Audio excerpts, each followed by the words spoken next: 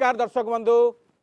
मु प्रवीण आपण मानक स्वागत करुच्ची आमर ये प्रसंग भित्तिक कार्यक्रम कथार भितरी कथा को।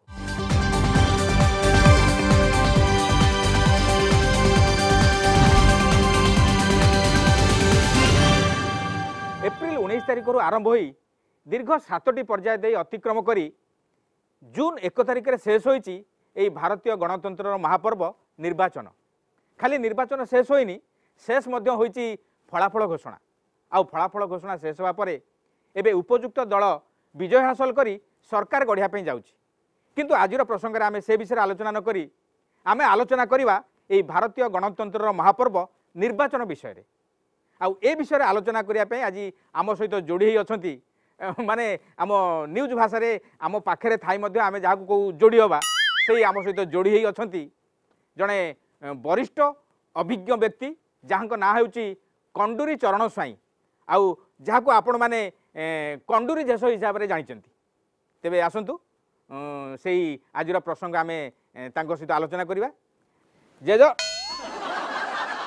जेज ये कौन आप कौन बसुँच ये बस चेयर बसतु एटा गोटा चेयर है ये चेयर है ये खाली गिरी गिरी गिरी गिरी आपरे बसिक मु आलोचना करी ना गिरी गिरी गिरी गिरी काली बसिल मो मुंड बुलेदेला मु जीवन मुकले आप पड़ाइली तेणु जदि ये मुझे बसबी जब कौन आलोचना करा कर ना मुझे चलि रुहतु रुहतु हाँ ठीक अच्छे आप बसतु बर से बसिक आम आलोचना आरंभ कर कह कौन कह कथा कह हाँ ठीक अच्छे मत आप कहतु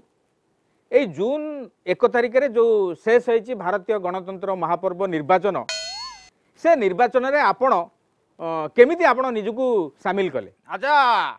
ये कथा कहवा पूर्व तू आगे मत कहलु ये जो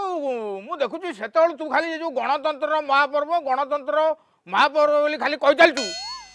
गणतंत्र माने आगे कौन कहलु गणतंत्र माने कौन गणतंत्र क्या कह जाए गण माने होची देशर समस्त नागरिक बा गण बा व्यक्ति बा जनता आउ तंत्र माने होची शासन प्रणाली आउ जो शासन प्रणाली रे देशर जे कोनोसी नागरिक बा गण बा व्यक्ति बा जनतार भागीदारी थाए ताकू गणतंत्र कह जाए। किंतु गण बा नागरिक हिसाब रे हमर ए गणतंत्र रे भागीदारी रहउची। हां रहउची आमे भोट देवार अधिकार पाउचे। आबे खाली कोन भोट देवार अधिकार पाइ गले सेटा भागीदारी हे गला आमे से भोट रे अवतीर्ण होई पारुचे की। हां हे परिबे नै काहे कि ना भोट बा निर्वाचन होउची गणतंत्र एक गुरुत्वपूर्ण अंश आउ गणतंत्र नागरिक हिसाब रे आपण से भोट रे बा से निर्वाचन रे अवतीर्ण होई परिबे। अबे हेई पारिबु कोन हबा सपन भी देखि पारिबुनु कारण तमर ए निर्वाचनटा वर्तमाने अर्थ बल आउ बाहुबलर निर्वाचन हो साइलानी वर्तमान ए निर्वाचन रे प्रचुर अर्थ बल आउ प्रबल बाहुबली माने ही टिकट पाइकी निर्वाचन लड़ुचंती तेणु सेठी जड़े साधारण व्यक्ति बा जड़े बुद्धिजीवी अवतीर्ण हबार सपन भी देखि पारुनी वर्तमान कले बले कौशले निर्वाचन जीतवा नीति हो गलानी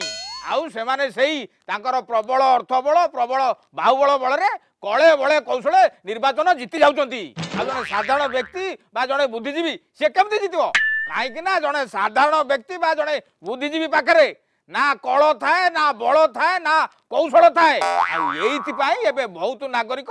भोट देवा सुजोग को हाथ छड़ा करचंती। एइथि पई परा एथर आम सर्वोच्च न्यायालयर आम माननीय मुख्य विचारपति एक निवेदन करथिले जे भारतीय नागरिक हिसाब रे आम संविधान आमको अनेक अधिकार देइची आउ ता प्रतिबदल रे से आशा करिची आमे समस्ते जेपरी आम भोट देवा मौलिक अधिकार कर्तव्य को हाथ छड़ा करबानी कारण सांविधानिक गणतंत्र रे भोट देवा हेउची एक सर्वोच्च कर्तव्य। आमे जानिछु एटा होउची गोटा सर्वोच्च कर्तव्य किंतु ए सर्वोच्च कर्तव्य को पालन करिया पई आमको भी सेमती गोटा भल दक्ष आउ सचोट प्रार्थी दरकार जो भल सचोट दक्ष प्रार्थी को नहीं आमे आम सर्वोच्च कर्तव्य को पालन कर परिबु किंतु धीरे धीरे से सब ह्रास पाई जाउची काहे कि ना वर्तमान राजनीतिटा टंका आउ क्षमतार खेल हो साइलानी केवल टंका आउ क्षमता थिबा व्यक्ति माने ही निर्वाचन लड़ुचंती आउ निर्वाचन जीतुचंती। हां मो आपनको कथारे अवश्य एकमत किंतु ता सत्य मध्य एबे मध्य राजनीति रे भल दक्ष आउ सचोट राजनेता अछंती। हां थाई पारंती किंतु से सब होउचंती ये समुद्र गर्भरे मोती खोजला भलिया वर्तमान रे कलुषित राजनीति रे भल सचोट दक्ष राजनेता को खोजिबा जहा जंगल रे गोटा शाकाहारी बाघ खोजिबा सैया तेणु मोर आउ बेसी किसी कहया दरकार नहीं एथुरु जदी कोन बुझिया कथा बुझु मु मोर चालली आइला मते ये गणतंत्र महापर्व पचाला कोना गणतंत्र महापर्व राजनीति